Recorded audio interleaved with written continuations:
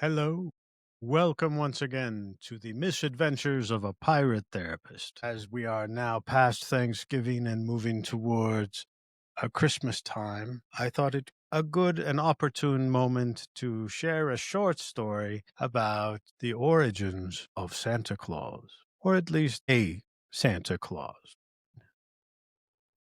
A Pirate's Yuletide Curse. Buckle up. A pirate fears many curses on the open sea: ghost ships, siren songs, the whisper of Davy Jones himself. But nothing is quite as dreadful or as strangely jolly as the curse that befell the most feared buccaneer ever to carve his name through the seven seas. It began, as most pirate troubles do, with greed. On a freezing winter's night, the crew unearthed a chest buried on a frozen northern island, in an island that no map marked and no sailor claimed. The chest hummed with warmth, a strange thing in a place where the wind cut like knives. "Open it, Captain," whispered Jimmy Two Toes. "Treasure is treasure." The captain brought the butt of his rifle down with a loud crack, smashing the lock. But instead of gold or jewels, or even cursed skulls, the deep crimson coat and hat lay in the bottom of the chest, stitched with silver thread, and so red they glowed like embers. They radiated heat,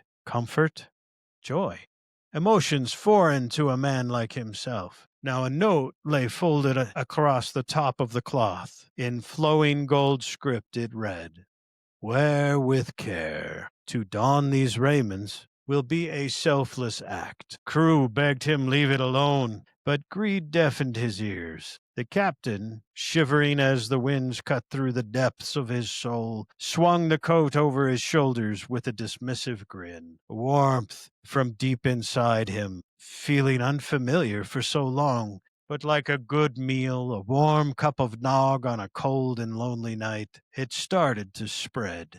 The wind stopped. The snow stilled. A tremor shook the captain's hands. His fingernails softened, rounded. His beard, normally black as oil, sprouted streaks of frosty white.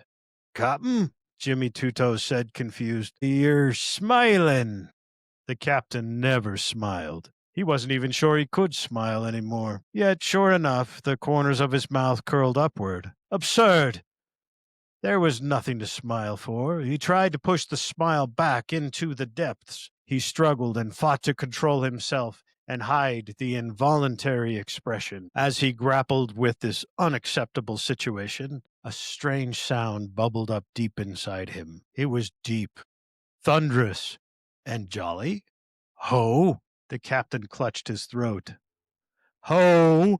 Ho! No!" the crew screamed as the full change washed over their fearsome captain. His hair turned white, his belly swelled like a barrel of rum, and a strange, unfamiliar sparkle lit his eyes. He lunged towards his crew as they collectively backed away, not knowing what was happening. He growled through gritted teeth and gasped a command with all the breath he could muster. "Tie me to the mast before it takes me." His words carried the scent of freshly baked gingerbread. The crew shook themselves free from the spell over them. They managed to get him back to the ship and tie him up just in time. When the moon shone round and full like a silver coin, the sound of musical chimes danced softly on the wind. The captain's transformation was completed. Gone was the terror of the seas. Gone was the power of intimidation he had worked so many years to perfect, which made everyone step back in fear. In his place stood a cheerful man who roared with a magical laughter. The entire crew stood gaping. First one, then another, felt the urge to laugh with their strange new captain. And then, impossibly, the sky cracked open above the ship. 8 spectral reindeer descended, their hooves striking sparks upon the deck. The crew scattered in fear and wonder.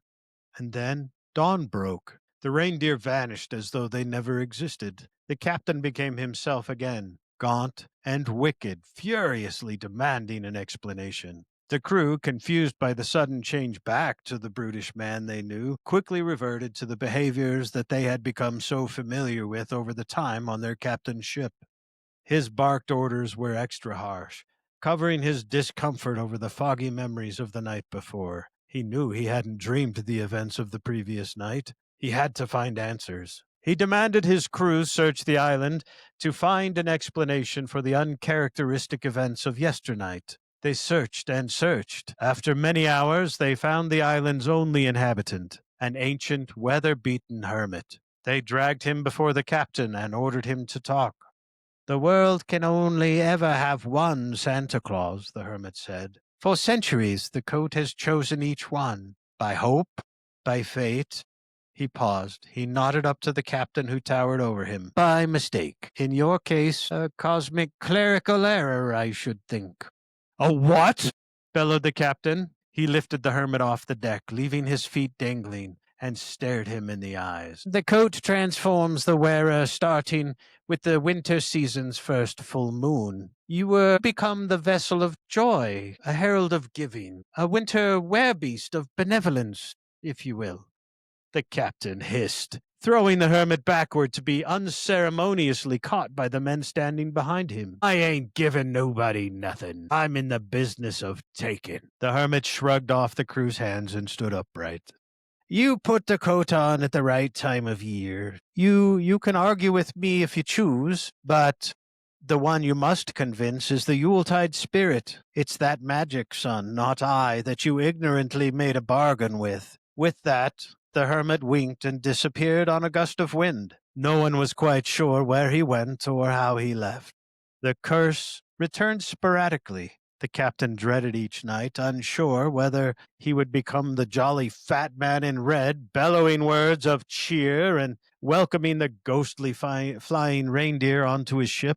As the nights grew longer, the more frequently the captain changed. The captain, being a stubborn man and not one for tolerating humor in others, let alone himself, resisted with all his might. He chained himself to his mast, only to find, come morning, he'd slipped the chains. Somehow he'd end up in village squares and marketplaces, surrounded by children. Each time he fled back to the ship as though he were running from the plague. He always kept his ship out to sea to avoid such nonsense. He cursed the northern winds and the jingling that echoed in his ears. He yearned for the warmer climes. But each transformation changed him. He made and mended toys with rough hands that were meant for stealing, although he swore to his crew he destroyed them afterwards so they wouldn't suspect him leaving them for children. He left food in shoes instead of taking their coins. He soothed crying children with warmth he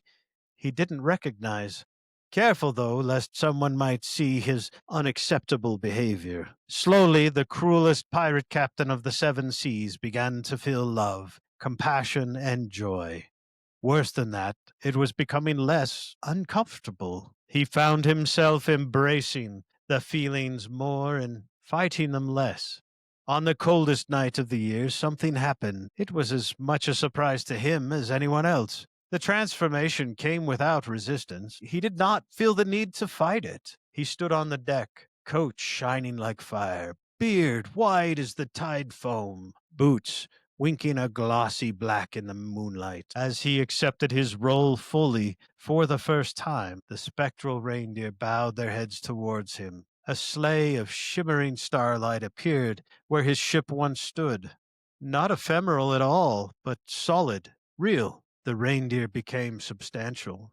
Had his crew always been this short?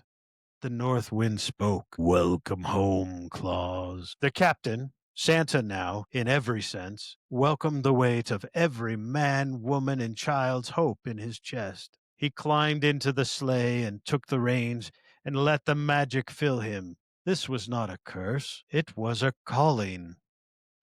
Ho, ho, ho! He soared into the night, delivering gifts across the world, guided by the heart he had forgotten he had until that fateful night on the island when he broke open a hidden chest. Some say if you sail far enough north on a winter's night, so cold the sea freezes in place, You might still see him, a great red sleigh streaking across the sky, pulled by magical reindeer, driven by a man with the spirit of a pirate and the heart of a saint. You say, if you listen closely, carried on the icy wind, you might hear his old pirate crew shouting with cheer, "Hoist the stockings, you scallywags! The red corsair be bringing you some Yuletide plunder." For Santa Claus, once upon a moonlit sea, was a pirate cursed into kindness and blessed into legend. Now that story was written by myself. I wrote that one.